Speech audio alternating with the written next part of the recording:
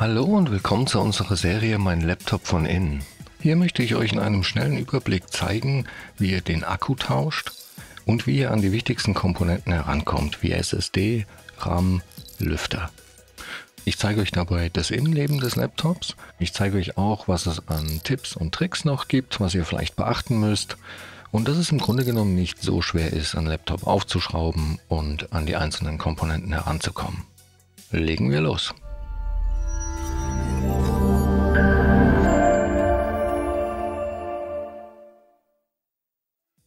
So, wir haben hier ein HP Pavilion X360 und zwar ein 15ER0 und ich zeige euch auch gleich, wie ihr an die genaue Modellnummer herankommt. Aber zuallererst trennen wir mal das Laptop vom Ladekabel. Die genaue Modellnummer finden wir bei diesem Gerät auf der Rückseite und zwar hier. Und mit dieser Nummer findet ihr auch auf unserer Shop-Seite sehr einfach die Ersatzteile. Generell lässt sich noch zu dem Gerät sagen, dass man das Display nur als komplette Einheit tauschen kann.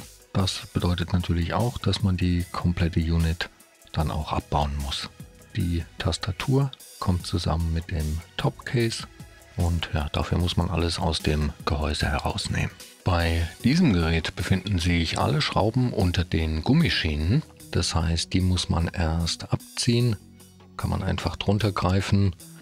Sollte das mal mit dem Finger nicht so gut gehen, kann man einfach eine kleine Hilfe nehmen, da ein bisschen drunter hebeln und das dann versuchen, vorsichtig zu lösen.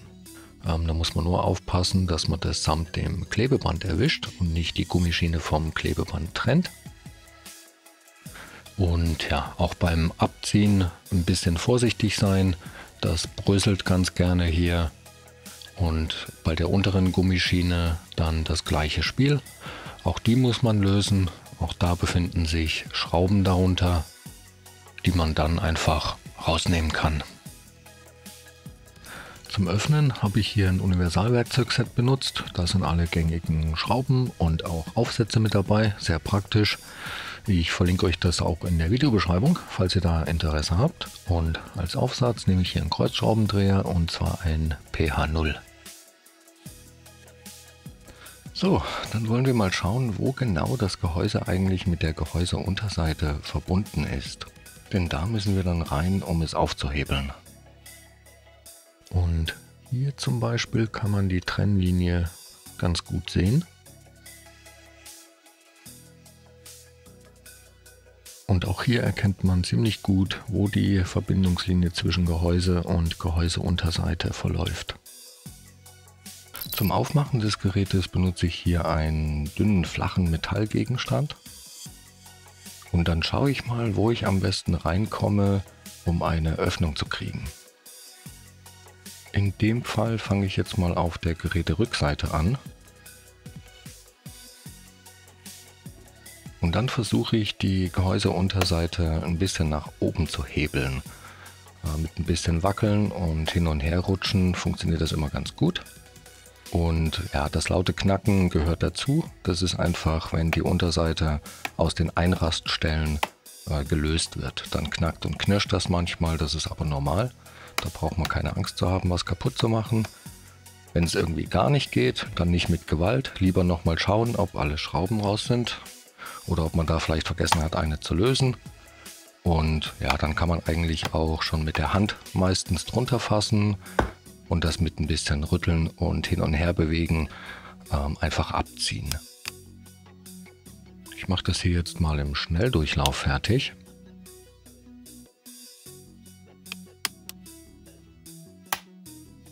So, jetzt da wir die Unterseite gelöst haben, könnt ihr sie auch mal von innen sehen. Und so sieht dann das Gerät von innen aus. Gut, bevor wir jetzt irgendetwas weiteres machen, trennen wir aber auf jeden Fall erst einmal den Akku vom Mainboard, dass das Gerät auch wirklich keinen Strom mehr hat. Und den Akku sehen wir hier. Und da läuft das Kabel und der Stecker zum Mainboard. Bei diesem Gerät kann man den Stecker einfach rausziehen. Man kann den dazu auch am Kabelbund fassen. und dann mit ein bisschen Wackeln einfach rausziehen.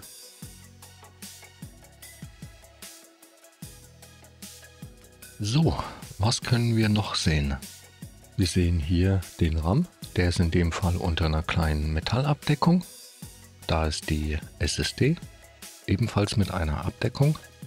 Hier sehen wir den Lüfter und den Heatsink, der die CPU kühlt, und die GPU. Und hier noch das WLAN-Modul mit den beiden Antennen. Gut, um jetzt den Akku zu tauschen, muss man nur diese Schrauben hier lösen.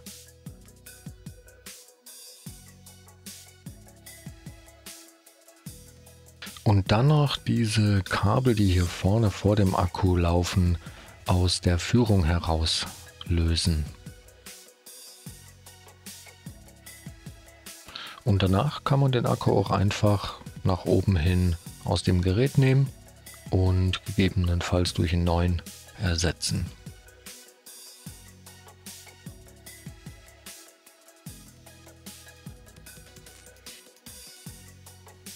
Unter dem Akku sehen wir hier jetzt übrigens auch das Touchpad.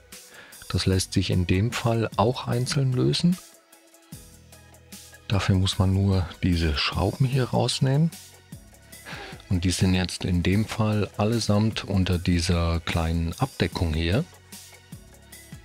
Kann man da ganz gut sehen.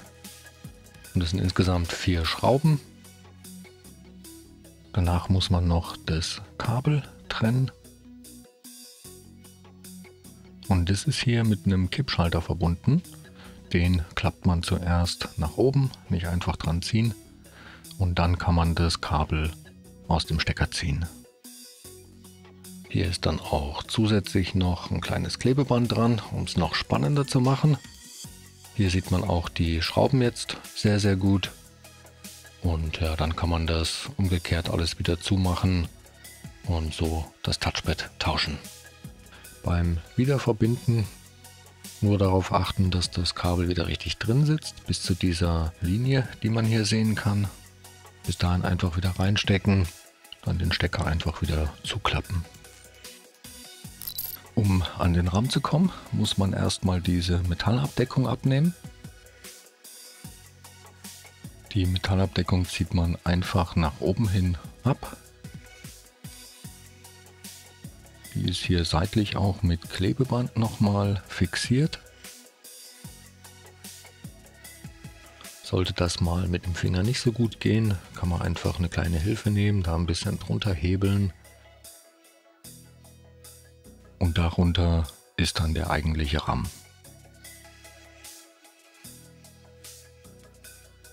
Und um den eigentlichen RAM jetzt zu tauschen, zieht man nur diese beiden Klammern hier ein bisschen nach außen. Dann kommt einem der RAM so ein bisschen entgegen und man kann den einfach rausziehen. Umgekehrt geht genauso einfach, in den Slot stecken und nach unten drücken, bis die beiden Klammern wieder einrasten. Die Abdeckung steckt man einfach von oben wieder auf diese Clips hier drauf und dann kann man die einfach nach unten hin wieder fest drauf drücken. Ich mache das hier jetzt mal im Schnelldurchlauf fertig und ja, dann hat man das auch. So, unter dieser Abdeckung hier befindet sich die SSD und um die auszutauschen, muss man erst die Abdeckung abschrauben. Die wird nur mit dieser einen Schraube hier hinten gehalten. Und dann kann man die Abdeckung einfach ein bisschen seitlich wegziehen. Und darunter ist dann die eigentliche SSD. Die kann man dann einfach ein bisschen nach oben hebeln und aus dem Slot ziehen.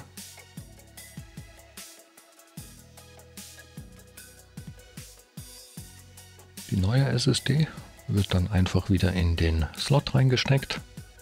Dann drückt man die so ein bisschen nach unten. Macht dann die Metallabdeckung einfach wieder drüber.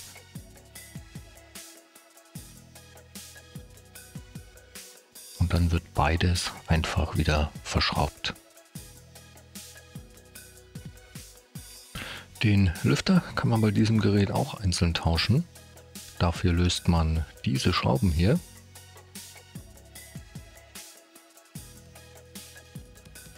Auch das Lüfterkabel selber, welches den Lüfter mit dem Mainboard verbindet, muss man trennen. Und hier ist es so, dass die Kabel sehr dünn sind. Da sollte man also nicht direkt dran ziehen, eher versuchen, den Stecker seitlich zu fassen und dann mit ein bisschen hin und her rütteln rauszuziehen. Sind die Schrauben dann entfernt, kann man den Lüfter einfach aus dem Gehäuse nehmen und gegebenenfalls durch einen neuen ersetzen. Sollte man übrigens mal nicht wissen, wie rum der Stecker reinkommt, die Kontakte, die man hier ganz gut sehen kann, zeigen in dem Fall beim Wiederverbinden nach unten. Der Einbau funktioniert jetzt in umgekehrter Reihenfolge, genauso wie der Ausbau. Wir legen den Lüfter wieder in seine Position, können ihn dann verschrauben.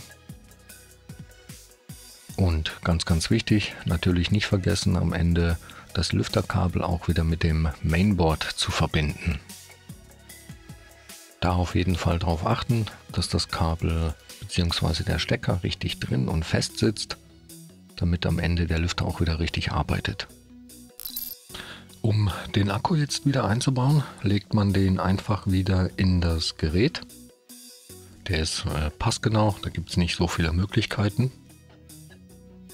Dann auf jeden Fall die Kabel wieder in die Führung einfädeln, dass die nicht knicken oder sogar brechen.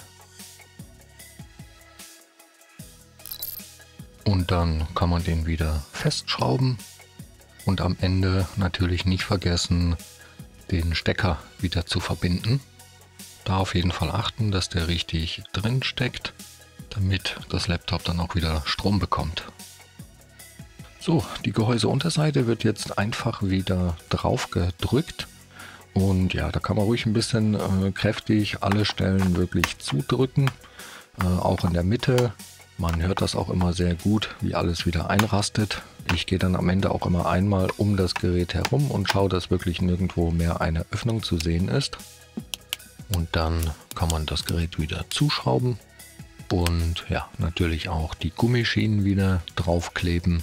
Und sollte es mal der Fall sein, dass die wirklich gar nicht mehr kleben, kann man die mit neuem doppelseitigen Klebeband befestigen. Alternativ dazu kann man auch einfach ein Set Gummifüße kaufen und die dann an den Stellen über und unter den Gummischienen direkt an der Unterseite festkleben. So, das war es auch schon wieder für dieses Modell. Wenn ihr noch Fragen oder Anregungen habt, lasst uns gerne einen Kommentar da. Und ja, ich hoffe, das Video hat euch weitergeholfen und ich wünsche euch viel Spaß beim Schrauben. Bis zum nächsten Mal. Ciao.